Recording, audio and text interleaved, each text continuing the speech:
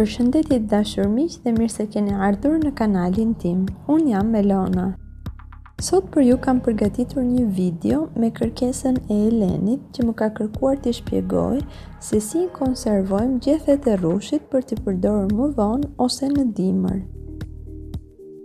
Gjej rastin të falenderoj këtu me zë Elenin për komentet që më shkruan sa herë dhe dashamirësinë që shpreh në ato që shkruan. Faleminderit e dashur, jam shumë e lumtur që të njoha dhe të kam këtu. Të jam mirënjohëse për çdo fjalë që më shkruan. Le të fillojmë nga puna. Të dashur miq, në radhë të parë gjethet nuk duhet të jenë me ilaç. Por kjo nuk do të thotë se e keni humbur rastin për të mbledhur dhe konservuar gjethe. Duhet vetëm të pyesim të Zotin e Vreshtit se kur i ka spërkatur dhe se kur do t'i spërkasi përsëri. Përpara se të spërkaten përsëri, i mbledhim. Gjethet rinovohen, por gjithashtu dhe shpëlahen nga shirat e mundshëm. Ne gjithashtu do të mundohemi të mbledhim gjethet e reja. Ato dallohen nga ngjyra jeshile e hapur. Jeshile e zëndë janë ato gjethet më të trasha në përbërje.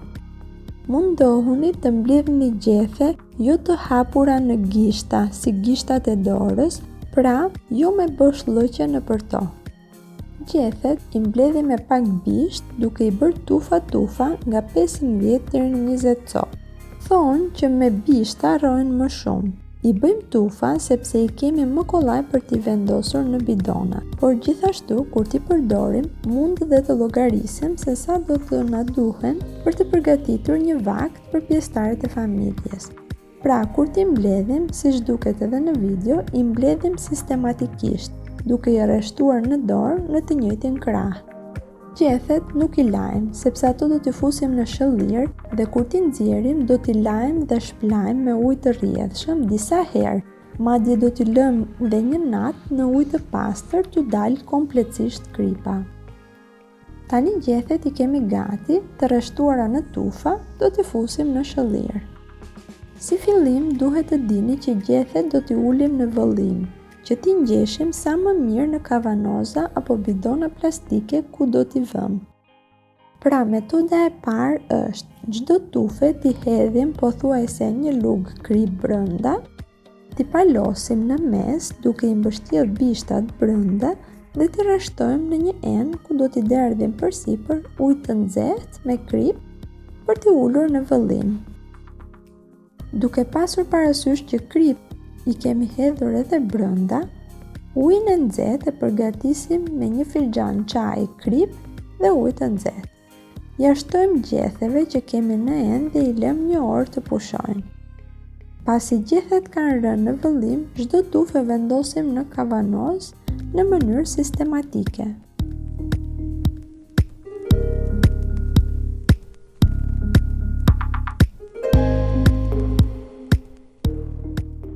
I vendosim një 2 shkopinj që të rrinë nën ujë dhe shtojmë 2 lugë krip në gryk.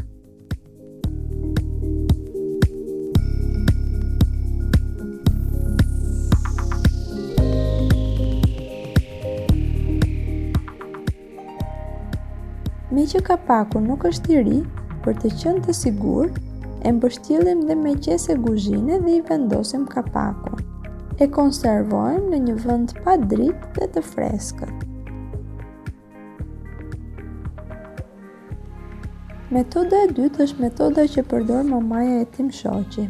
Ajo përdor këtë metodë sepse përgatit shumë dhe në të njëjtën shëllir zhyt gjethet të tjera në ditët në vazhdim për t'i ulur vëllimin. Në fakt, gjithë marifeti është t'i zhysim në shëllir. Pra, sasinë e kripës e përdorim shumë, me që do t'i ulim në vëllim si fillim, dhe kësaj radhe nuk do të përdorim hiç ujë të nxehtë. Do të përdorim thjesht ujë dhe krip, por do t'i lëmë një natë në shëllir.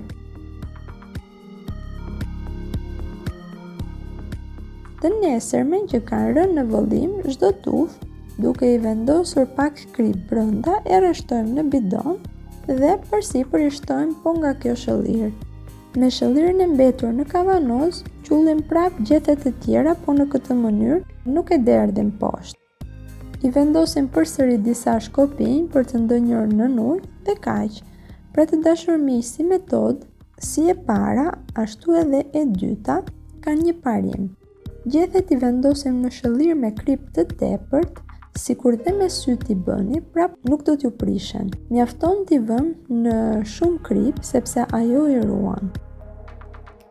Dhe teknika e fundit, konservim i thatë. Unë për herë të parë, një bidon po e mbyll këtu me ju dhe do ta hap përsëri po këtu me ju për të parë rezultatin. Punata e aplikon këtë si teknik dhe është e kënaqur.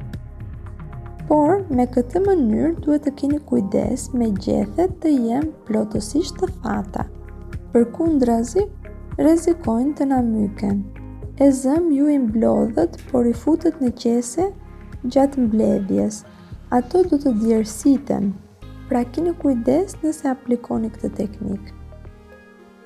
I bëjmë rulo dhe i fusim në bidon ngjeshur. I mbyllim grykën dhe kaq.